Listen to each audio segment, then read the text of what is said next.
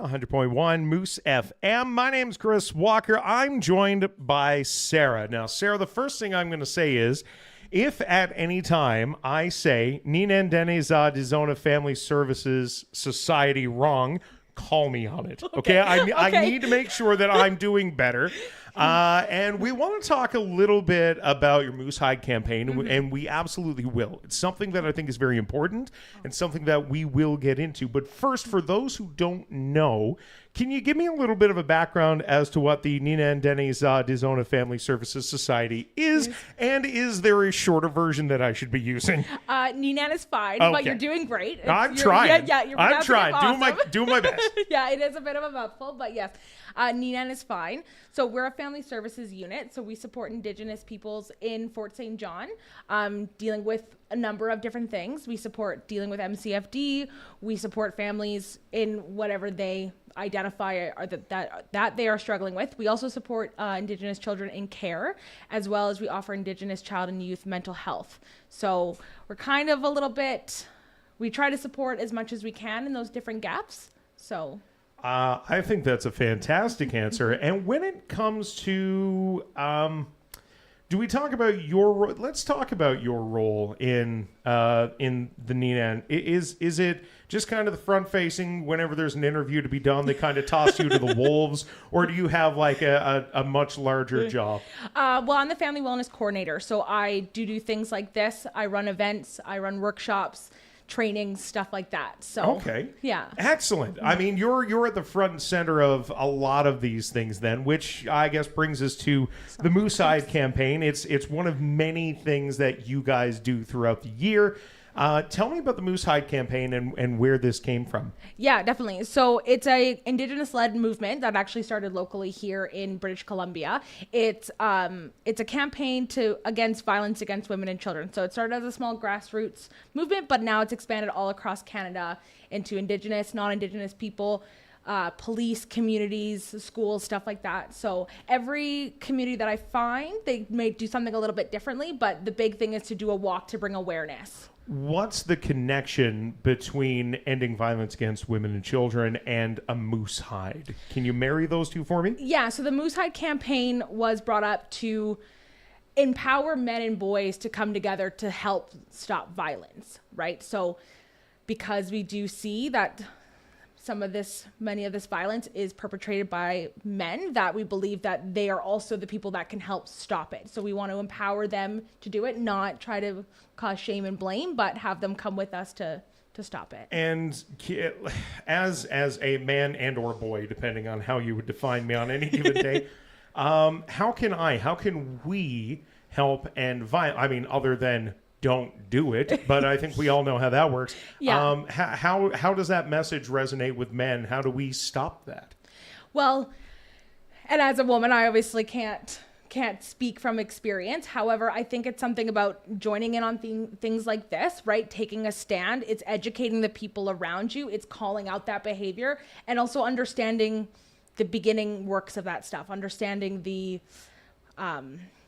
signs, the exactly. red flags from a mile away. Yeah, right. Understood. Yeah. So how can we get involved in the Moose Hide campaign? Is it literally just like the Facebook page and there we go, violence against women solved? Somehow I doubt it. Yes, you're correct with that. I mean, it obviously does help when we do want people to follow their webpage, and there is a website called the moosehidecampaign.ca that you're welcome to join in and see what's going on. However, for us locally here, we do have a walk and a barbecue. This is our second annual. We've teamed up again with the Friendship Center and the substance use nurse from Northern Health, Cassandra Baker.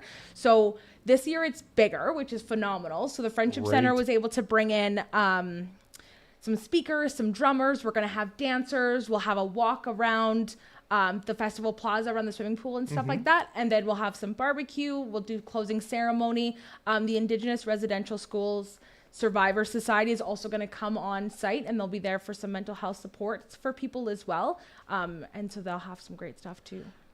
It's an incredibly hard topic, and to be able to, I don't want to say boil it down to a walk and a barbecue. First off, trying to get men involved, barbecue, smart idea, great idea. I don't know who thought of that, but they need a raise.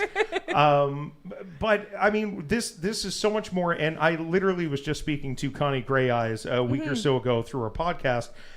This week in the piece, which is out now, by the way, just to, saying, how do we continue this conversation? Because it's so much more than just, well, on this day we go for a walk, we have a barbecue, and we wash our hands about 364 days of the year. How do we continue this conversation? What kind of supports are out there for, be it the men and boys, or be it the women who unfortunately are having to deal with this? Yeah. So I would again suggest going to the Moose Hide Campaign website. They do have lots of supports on there, but it's reaching out locally. We do have a lot of supports. I understand that sometimes our mental health supports in town are not very accessible. However, don't be afraid to reach out to the communities. And it's not just waiting until the May 15th day to talk about this stuff. Is talk about it with your family, talk about it with your friends, right? Make sure it's a regular conversation to be had. And again, if you notice these signs, talk about it.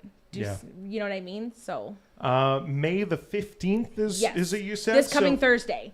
Oh, wow. Yeah. This coming Thursday. Yeah. What time does everything start? 3 p.m. is when the opening ceremony starts. And so then we'll have the speakers, the drummers, and the dancers. And then we'll go into the walk for 5 p.m., come back for burgers, and then closing ceremonies at 7. I love it. I know that in other communities, and I don't know, I should have asked this off air. I know in other communities, there have been little pieces of moose hide that you can wear, the little lapels. Do we have something like that to show support? Even for instance, I will be here from 3 to 6 p.m. I have no way to get there to partake in the walk, but for someone to show their support, if they can't be there, where can they pick those up? Those will be right there at the Festival Plaza. We have lots, so please feel free to come and grab one. And again, with acknowledging it throughout the years, to wear that pin and to educate people, understand why we wear those moose hide. I love it. Sarah, is there anything else that I have missed in us covering a couple of very sensitive topics incredibly quickly here this afternoon? Yes. No, I think you got all of it. Yeah. Excellent. Sarah, if somebody wanted to learn more about the Moose Hide campaign first, where can they go? I would go to moosehidecampaign.ca. However, they're welcome to reach out to us directly at Nenan or the Friendship Center and speak with Brandy. And if somebody wanted to reach out to Nenan or the Friendship Center, where can they go? Like outside of that? Yeah, well, just in general. How do they get in hold? How do they get a hold of Nenan? You can just call the local line there. It's 250-787-2151, or you can message directly to our admin at admin@nenan.ca. Sarah, thank you so much for coming in today, answering all of our questions. We'd love to have you back. I feel like this is a much larger conversation than a quickly summarized 5 minutes here, but I think we've done a pretty good job. I think so too. Thank you very much for having me. Thank you, Sarah. This community interview is supported by your Member of Parliament, Bob Zimmer. Stop by his office in Fort St. John at 9916 100th Avenue and in Dawson Creek at